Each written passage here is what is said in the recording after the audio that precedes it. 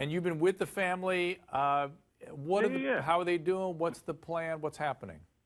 I mean, everyone's devastated. I mean, you know, you have to remember, everybody looks at the fame side of it. Remember, this is someone's niece, you know, working with someone's sister. And we sometimes need to stop and get out of that whole fame game and just look at the people, because behind it, it's just people. Yep. Yeah, absolutely right. I mean, that's what I've said. That's what concerned me, actually, about her care in the first place. It seemed like she was getting sort of special care, special consideration, that people were anxious about it. Look, give her the standard care. The standard is the best. Nick Gordon, are they going to allow him to come to the funeral? Do you know? You know what? That's a good question. I wonder if he'll be available to attend. You know? He may not be. I wonder if he'll be available. I hope not. I hope he's in treatment somewhere. That'd be good news for him. Or jail. Right. Well, treatment or wherever else he ends up. Kevin, you may not be able to speak to this, but my understanding is that you were there at the very end. Can you tell us what went down, how this went, how the were you not, or you heard about what had happened just afterwards? I guess. Yeah, go ahead. Right.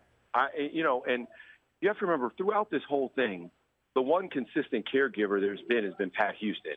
She has been there from the beginning. She was there in the middle, and she was in the end. And so she actually was at the hospital before Chris even arrived. And, you know, it was Pat. It was her sister-in-law, Donna. It was also Amita Brown and another lady named Wanda Shelley, and they called in Pat's brother, Ray Watson, and everyone began to pray as they knew the end was near. And then Pat read from the 23rd Psalm, and Chrissy took her last breath. And it was a beautiful, peaceful moment with the women who had taken care of her, because those ladies were there all the time. They bathed Chrissy. They would oil her down. They'd do her hair. And so they were the ones who were there as the consistent caregivers, and they were there in the end. Kevin, thank you so much. And Sonny, thank you as well. Listen, that should give us all solace. That should give us all pause, too, that this woman had caretakers all the way to the end, people who deeply cared about her, deeply loved her.